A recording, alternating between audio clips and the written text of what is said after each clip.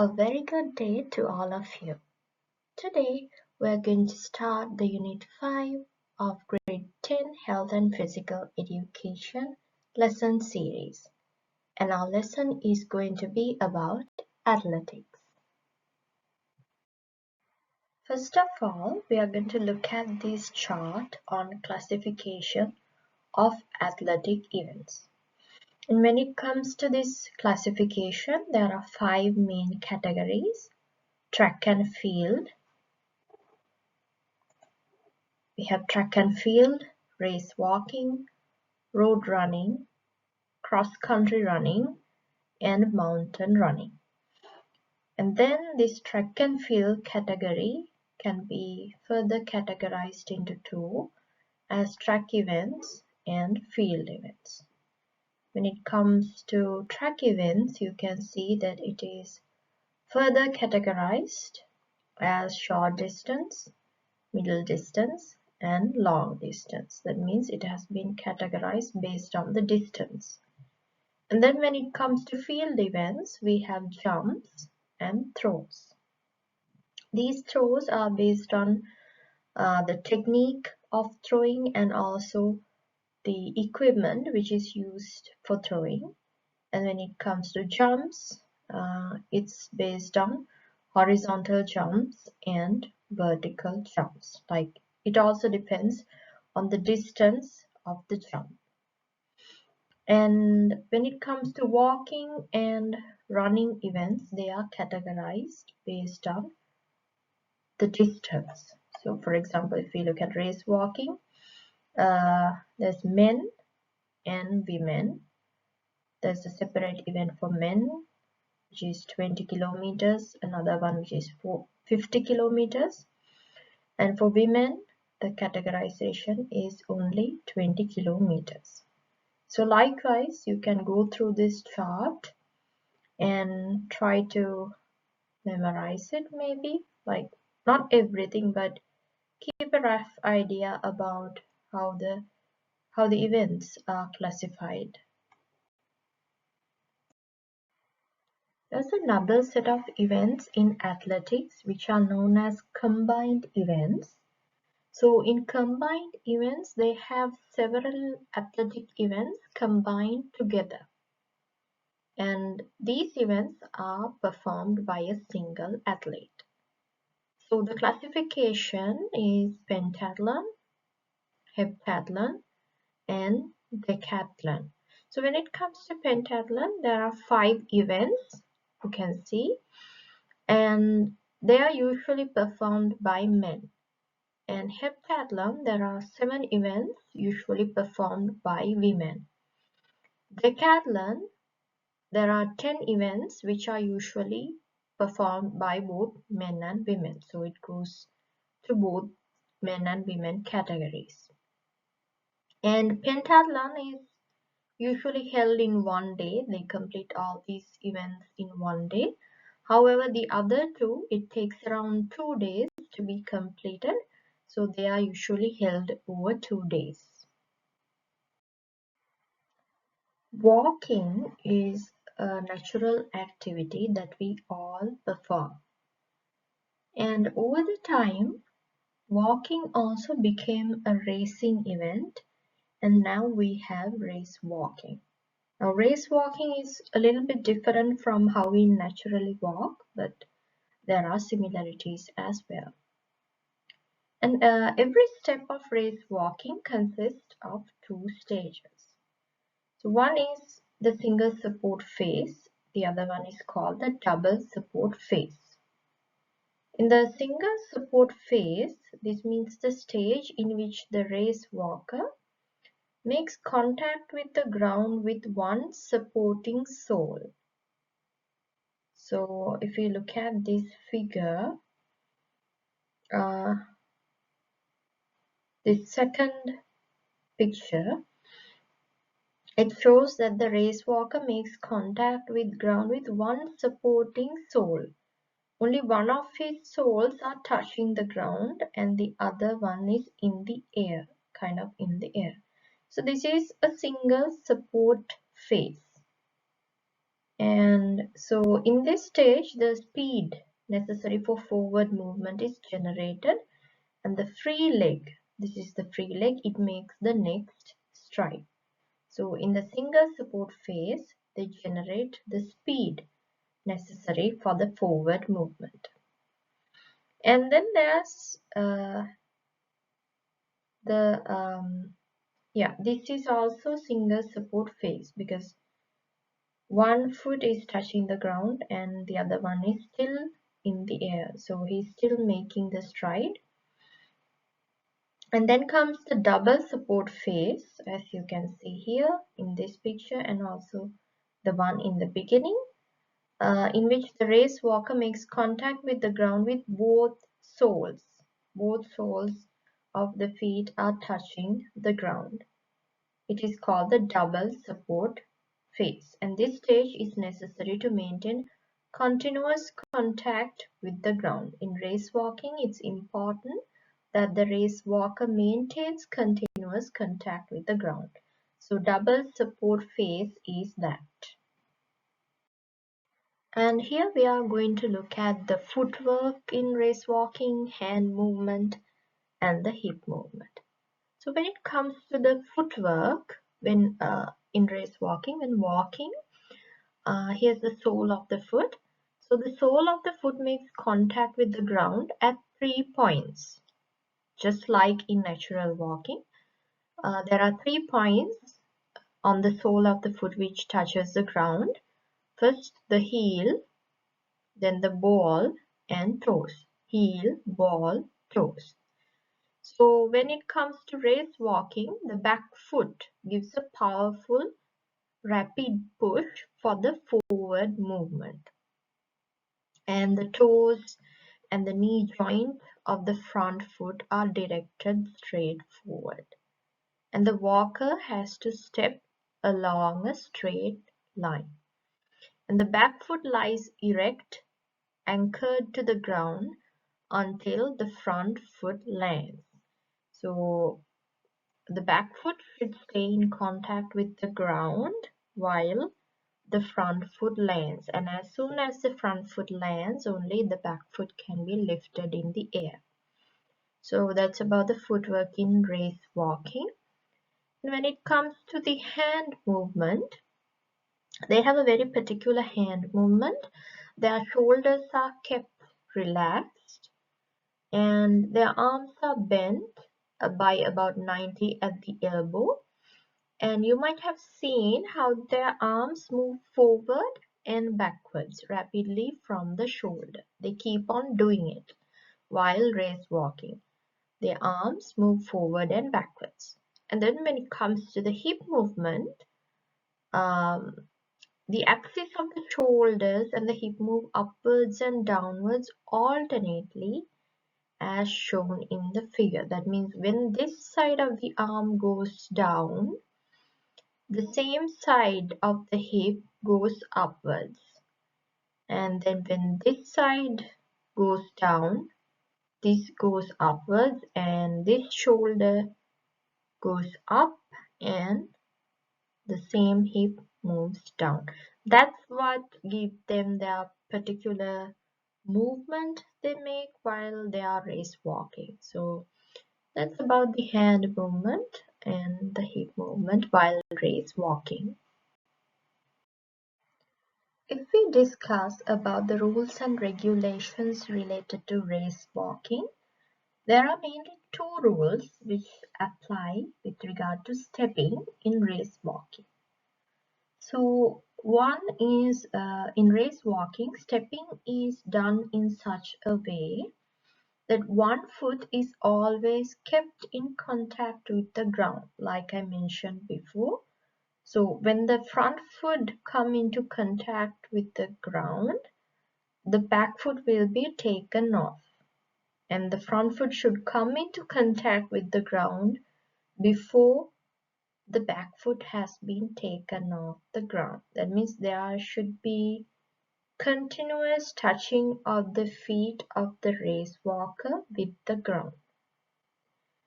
That one foot is always kept in contact with the ground.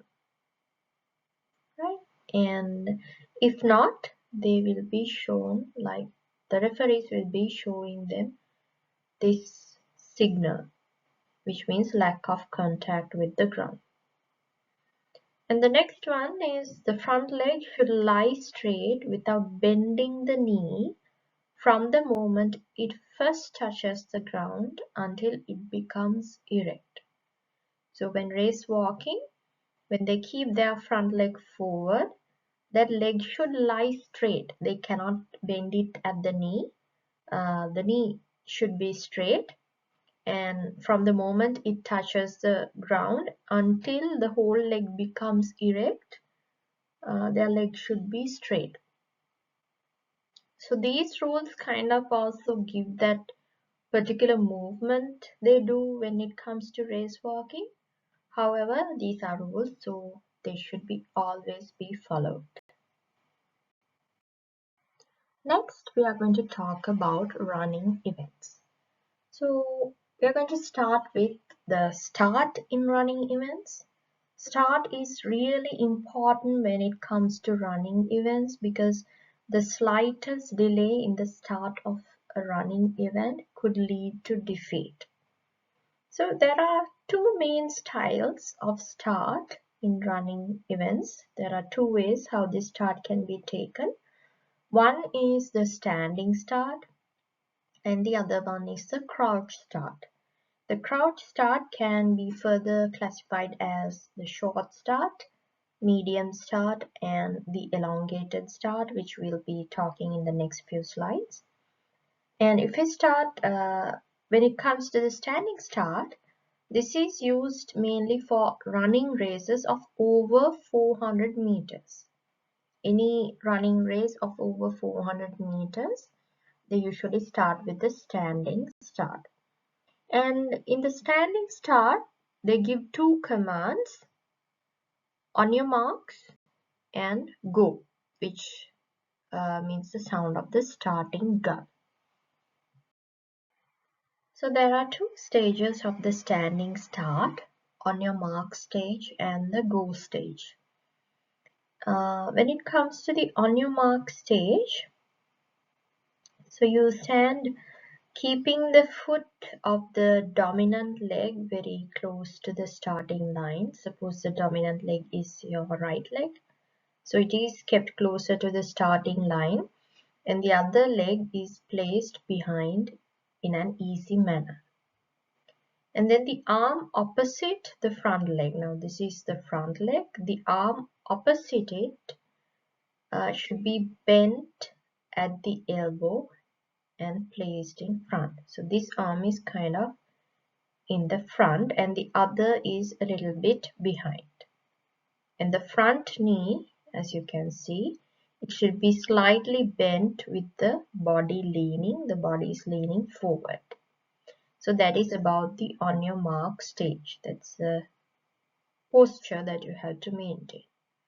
And then at the go stage, where you hear the sound of the starting gun, as the sound of the starting gun is emitted, this back leg, it should immediately move forward and running should begin.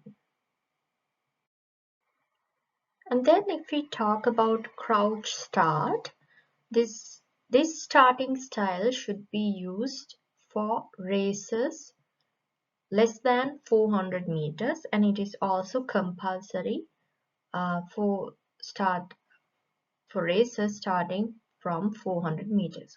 For 400 meters races and for all other races less than 400 meters, it's compulsory to use the crouch start. And here you can see they have starting blocks. These are usually used when it comes to the crouch start. However, they are not used at school level or races below national level. But when it comes to national and international races, it's compulsory to have these starting blocks. And there are three stages of command for crouch start: on your marks, get set, and go, which means the sound of the starting gun. So here you can see the postures that you have to maintain at each stage. So if we look at the on your mark stage, here both hands should be straight on the ground, unlike in the previous start that we talked about. In this one, both hands should be straight on the ground and they are just behind, a little behind the starting line. And both feet should be placed on the starting blocks.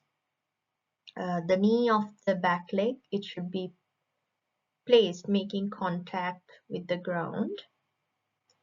And then the hands should be kept on the ground with a gap of a distance that is slightly greater than the width of their shoulders, a little bit greater than the width of the shoulders. That's how they have to keep their hands apart. And the tips of the fingers, if you look closely, you can see the tips of the fingers should touch the ground, forming an arc between the thumb and other fingers. And the head should lie parallelly to the level of the back, and the eye should be focused on the ground about 20 to 30 centimeters ahead of the starting line. And then when it comes to the get set stage, you can see that both knees are kept raised above the ground. Both knees are above the ground right now. And the front knee lies with an angle of 90 degrees. The front knee should be with an angle of 90 degrees and the back knee may be around 110 or 130 degrees. And you can see the hip lies above the level of the shoulders. The hip is way above the level of the shoulders, and now the body weight is lying on the two hands of this person at the get set stage. And then if we look at the go stage, this is also known as the forward push stage. So now the body is taken off as the starting block is pushed backwards. With the forward push this person takes, the starting block is pushed backwards with both legs. And then the two hands are also taken off from the ground. And the hand that is opposite to the leg in the front swings forward and the other hand quickly swings backwards. And also you can see how the body is pushed forward. When the body is pushed forward, the back foot is quickly moved to the front. The next one which comes right after this movement would be that the back foot quickly comes to the front, and however when moving forward you can see how straight he is. The hip is not bent and the knees are also not bent.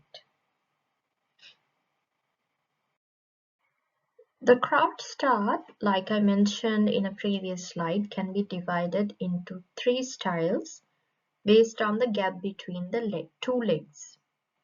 So it's called the short start, medium start and the elongated start.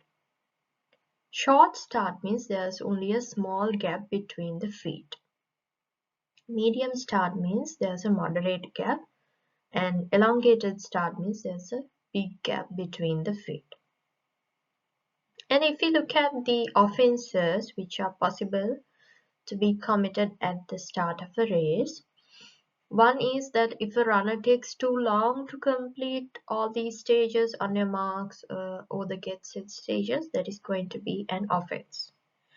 And also if a runner disturbs the other runners by making noises, like at the start of the race, if they are distracting the other runners, because everybody is so alert at this stage at the start of a race, so making a noise might disturb or distract them, which is an offense. Then changing the posture and also starting before the sound of the starting gun, those are also offenses. So if any of these offenses are committed, the starting officer usually shows a red card to remove the runner, and the runner will be removed at the first instance itself. Finishing the race. So the finish of the race is marked with a line that is 5 centimeters wide and perpendicular to the running direction. So the finish is, you can see that how it's perpendicular, and this finish is taken by the edge of this line that is closest to the runners.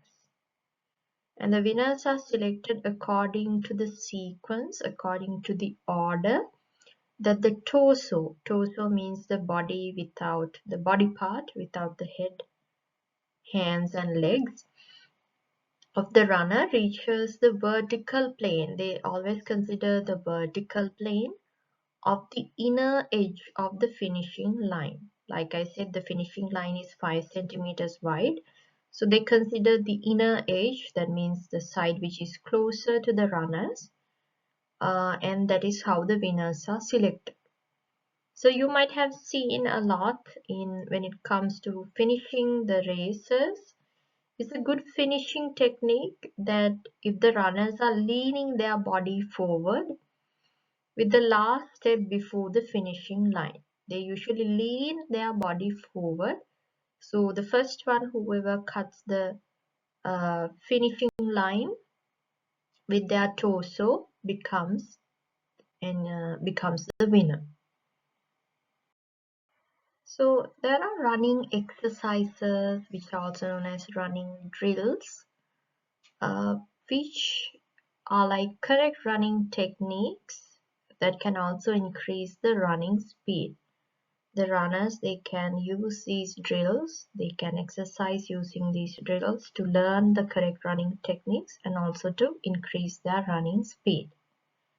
So there are like 7 points in the list saying that these can be achieved by doing running exercises. Like the runners can increase their power through correct movement of arms and legs. If not for the correct movement of arms and legs, they might get injured. So it's important that they maintain correct movement. And also gaining the correct motion and the rhythm of a running step. Maintaining correct body postures, maintaining efficient nerve muscle coordination, and also increasing the speed and the efficiency, how the muscles and joints are worked in running, and it overall improves the physical fitness. So there are some running exercises over here. Maybe you can pause the video here and go through them and get an idea about the running drills or the running exercises. So these types of drills can be done in order to gain all these benefits. So when it comes to relay races, baton change is quite important. And you might have already learned this, but we are going to recall what we have learned. Baton change can be classified into 3 as inside change, outside change, and the mixed change. So this classification is based on the side of the body of the receiver. So if you look at this image, she is the receiver and she is the giver. So the first one is the inside change. Inside means when compared to the running track. If the receiver is receiving the baton from her left hand, which is inside the track, it is called the inside change. And if you look at this picture, if the receiver is receiving the baton from his right hand, which is like outside the running track, compared to the running track, it's outside, it's towards the outside of the running track, so it is called the outside change. And if both inside change and outside change are used alternatively in a relay, it is called a mixed change. So like I said before, when it comes to mix change, each of the runners carry the baton and they change it in the mix method. So the first runner carries the baton in the right hand and passes it to the left hand of the second runner. So first it is an inside pass, inside change. Usually in a mix change, it starts with an inside change or an inside pass. And then in the next phase, it's an outside pass, and the final is again an inside pass. So these are used alternatively, and that is why it's called a mix change. So this kind of the mix change is more suitable for relay races like 100 meters into 4, which are held in a 400 meters track. And then there are certain rules and regulations that we should be aware of when it comes to relay races. The baton should have certain, these following specifications. There's a specific length. It should be between 28 and 30 centimeters. The circumference should be between 12 and 13 centimeters, and the weight should be less than 50 grams. And the baton change should take place only within the changing zones. I'll show you in the next slide. There's a changing zone in the running track, and the baton change can only happen within that. And then the runner should also carry the baton throughout the race. And it can only be changed from hand to hand, no any other means. And it should not be thrown at the other runner, the receiving runner. It should only be handed over to the receiving runner. And by any means, if the baton falls down while it's being changed, the receiver cannot pick it up, but then the giver has to pick it up and hand it over to the receiver, because it is illegal for the receiver to pick up the baton from the ground. And also it is illegal to block the lanes once the giver is done with the baton changing. He or she shouldn't block the other lanes, which can obstruct the other runners. So here you can see the figure on baton changing zone. So this is the standard distance. The baton changing zone is about 20 meters in length. And before the baton changing zone comes the acceleration zone, which is about 10 meters. So the running direction is over here, you can see. So the runner is running through the running track to this direction, and this is the acceleration zone. So usually before the runner enters the baton changing zone, the runner tries to gain his full speed, because at this zone they are kind of hindering their speed. So they try to gain their full speed during the acceleration zone before entering the baton changing zone. So that brings us to the end of our lesson section on athletics, but there's some more to be done in this lesson. So thank you for watching, and please stay tuned for more lessons.